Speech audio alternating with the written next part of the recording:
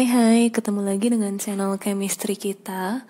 Nah, seperti yang kita ketahui bahwa info terbaru untuk UTBK tahun 2020 kali ini yang akan diujiankan itu hanya TPS, tes potensi skolastik. Jadi kali ini saya akan membahas pembahasan TPS UTBK untuk 2020.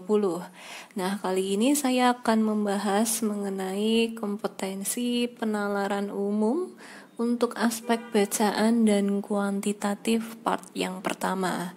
Langsung saja ke soal yang pertama. Oke, di sini ada bacaan yang sangat panjang.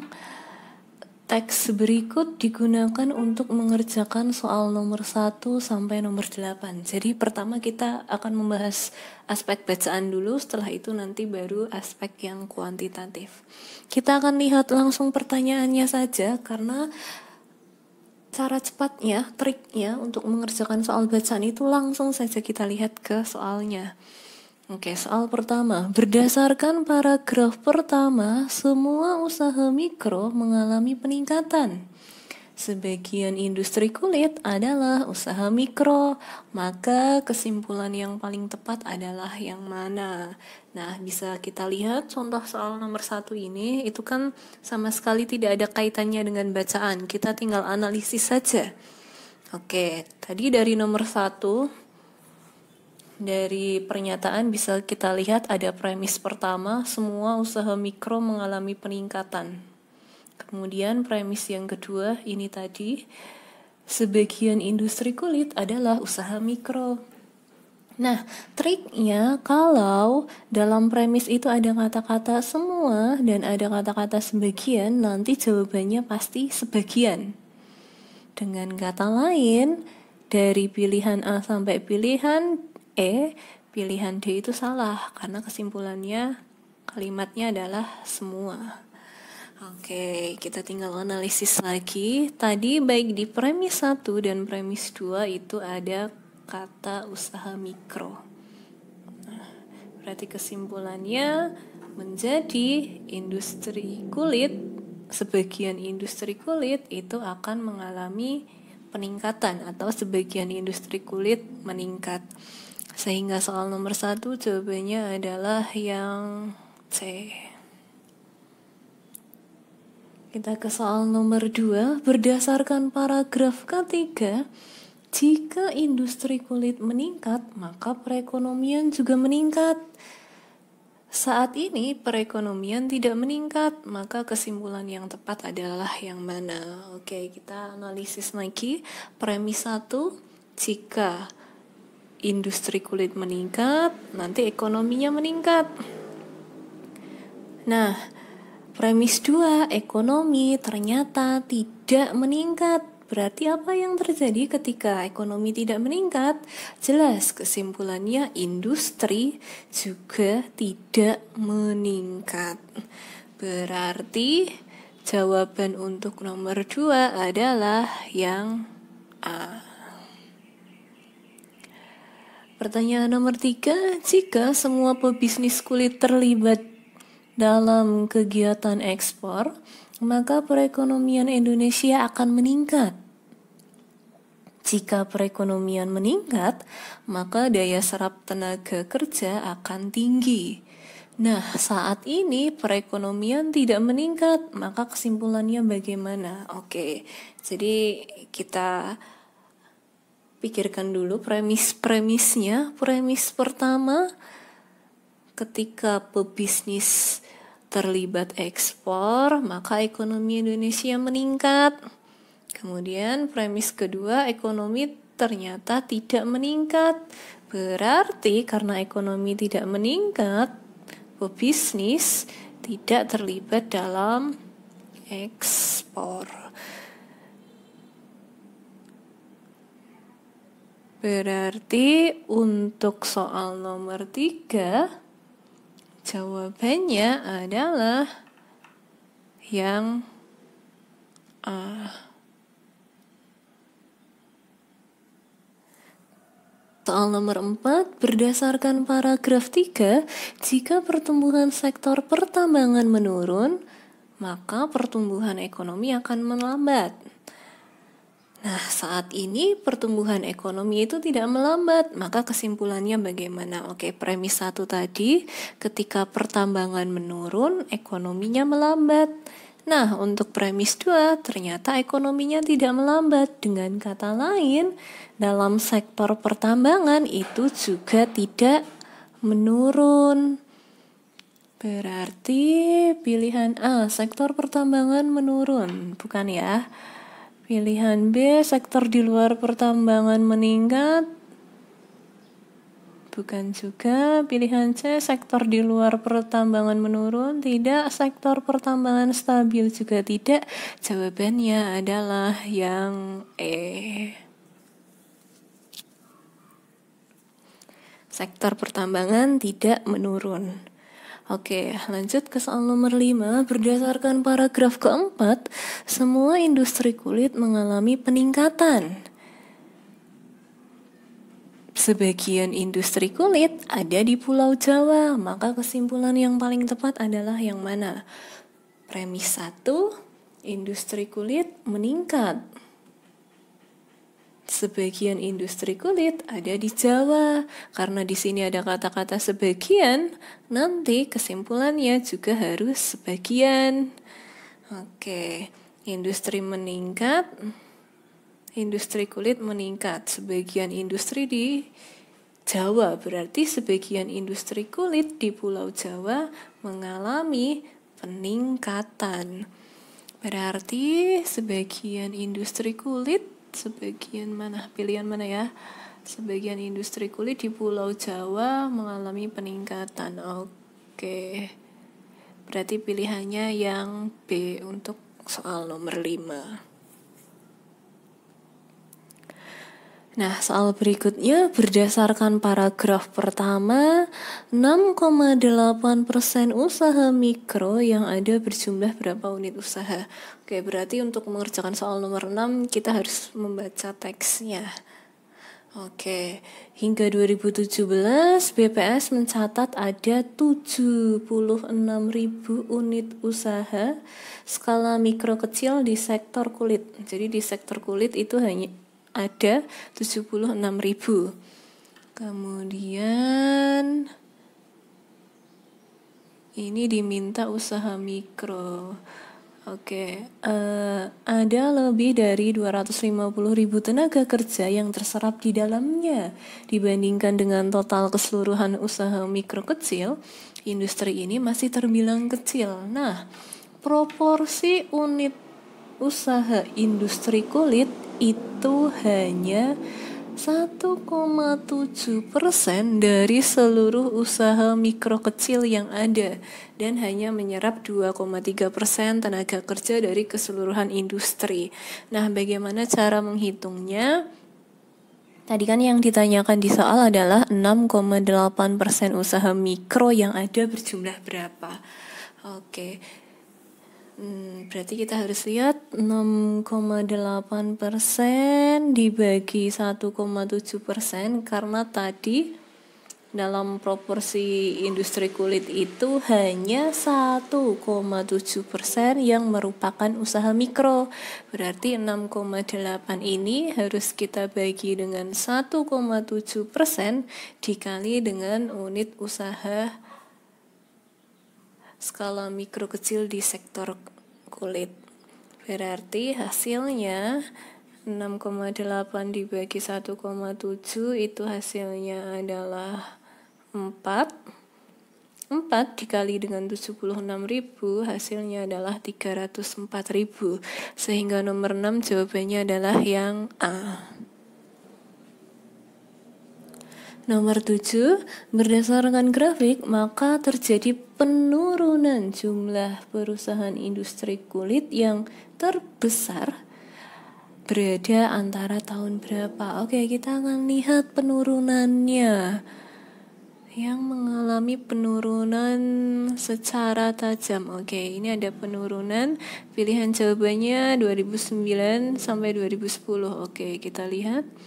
2009 sampai 2010 ini mengalami penurunan dari 683 menjadi 673. Berarti dia hanya turun 10.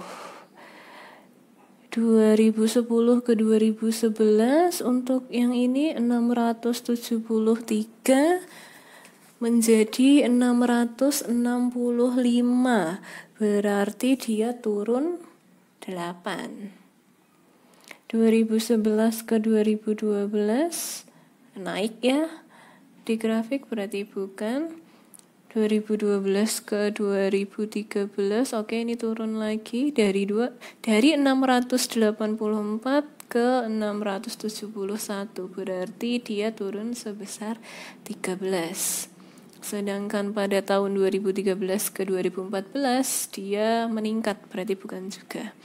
Oke, penurunan yang paling besar berarti yang 13 dari tahun 2012 ke 2013.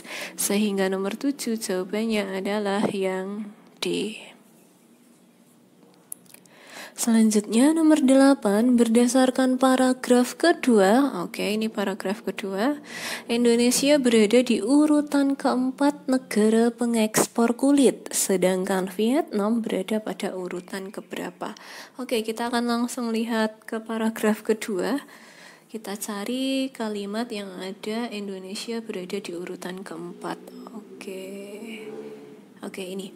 Indonesia juga mencatat surplus perdagangan keempat terbesar dunia khusus untuk komoditas ini, dengan besaran surplus mencapai 12,7%.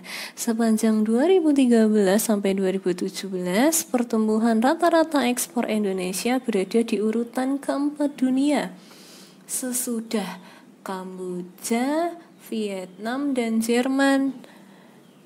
Nah, berarti ini yang ditanyakan Vietnam. Indonesia itu keempat setelah Kamboja, Vietnam, Jerman. Berarti Kamboja pertama, Vietnam yang kedua, Jerman yang ketiga. Dengan kata lain, Vietnam adalah urutan yang kedua. Nomor 8 jawabannya adalah 2. Oke, ini ada 2 jawabannya, yang 2. Saya ganti saja yang pilihan A menjadi 1. Oke, nah itu untuk kompetensi penalaran umum dalam aspek bacaan. Kali ini kita akan ke aspek kuantitatif dalam perhitungan. Oke, soal yang pertama untuk aspek kuantitatif, dengan menggunakan pola yang sama dari susunan angka pada bentuk di sebelah kiri, maka nilai dari tanda tanya itu mewakili angka berapa. Oke, kita coba saja untuk seperti ini. Oke, berarti yang ini 3 adalah jawabannya ya. Oke, kita akan coba 10 dikurangi 4 itu adalah 6 ya. Kemudian kalau 7 dikurangi 5 itu adalah 2. Oke, yang atas 6, yang bawah 2. Bisa saja 6 saya bagi 2, hasilnya adalah 3. Oke, berarti kita akan coba. Oke, tadi ya 10 kurangi 4 dibagi 7 kurangi 5, 6 bagi 2 sama dengan 3. Berarti untuk ini 12 dikurangi 3 dibagi 5 kurangi 2. Berarti 9 dibagi 3 hasilnya adalah 3. Jawabannya adalah yang B. Berikutnya ada deret. Dengan menggunakan pola sebelumnya, bilangan berikutnya yang paling tepat adalah yang mana? Oke, angkanya 22, 18, 26, 22, 30, 26, 34, dan ini adalah angka yang harus kita cari. Oke, kita akan lihat. Misal 22 ke 18, berarti dia kurang 4. Sedangkan 18 ke 26, berarti itu naik 8.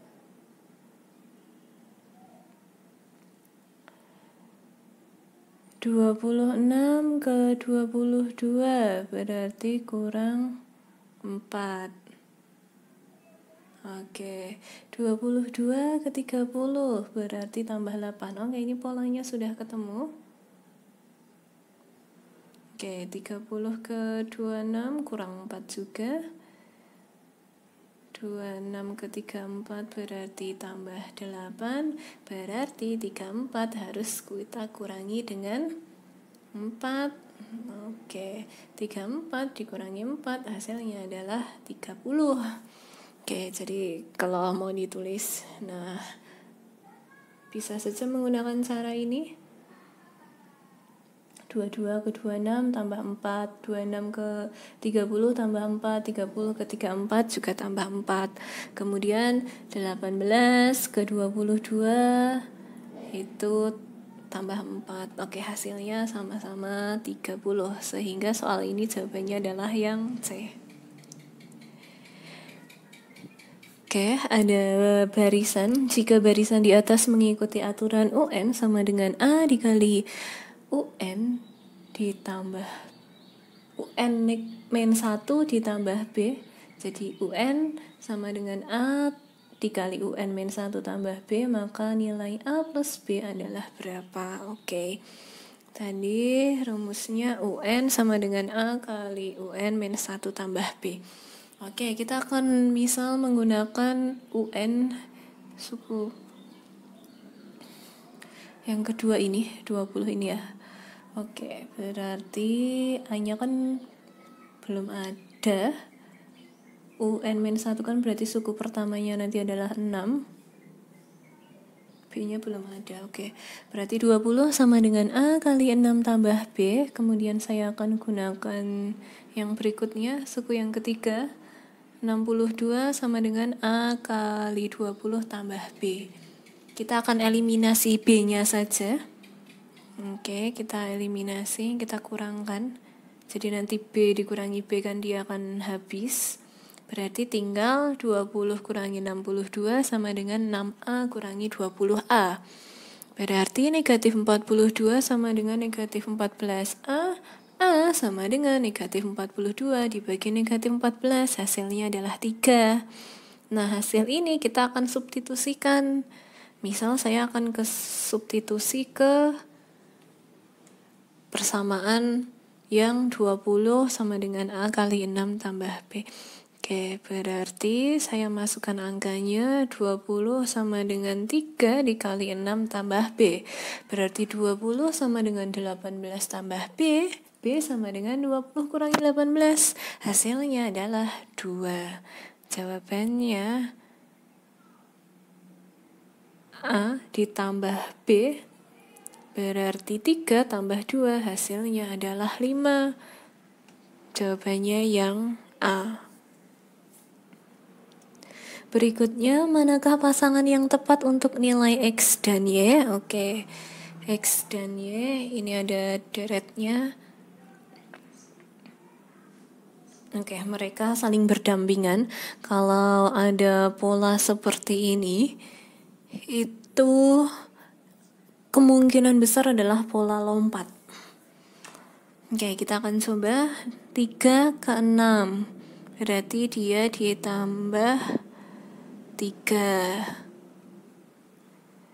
Oke, 6 ke 10. Berarti dia ditambah 4. Oke, berarti ini kan penambahan 1 terus ya. Berarti habis ditambah 4, dia ditambah 5 kemungkinan. Oke, kita cek saja. Ketika dia saya tambah 5, berarti kan kalau 10 tambah 5 itu Y-nya kemungkinan hasilnya adalah 15. Kita cek saja apakah 15 ketika harusnya saya tambah 6 hasilnya 21, ternyata benar. Oke, berarti polanya seperti itu. Nah, pola berikutnya 2 menjadi negatif 1. Berarti itu dikurangi 3. Oke, yang pola pertama tadi ditambah, ini pola pengurangan. Kita akan kurangkan dengan 4. Berarti negatif 1 dikurangi negatif 4. Berarti hasilnya adalah negatif 5 untuk X. Oke, apakah negatif 5 dikurangi negatif 5 nanti jawabannya benar? Negatif 5 dikurangi negatif 5. Oke, negatif 10. Oke, berarti jawabannya yang X negatif 5, yang Y tadi adalah 15. Pilihan jawabannya yang A. Oke, kita ke soal yang terakhir. Bilangan manakah yang cocok untuk menggantikan tanda tanya? Oke, ini tanda tanyanya. Berarti kita akan lihat pola yang berada di sebelah kiri, yang jawaban akhirnya adalah 2. Kita harus mencari polanya bagaimana. Oke, misal 9 sama 2. Kita pangkatkan 2. Kalau 9 pangkat 2, 9 kuadrat itu kan 81.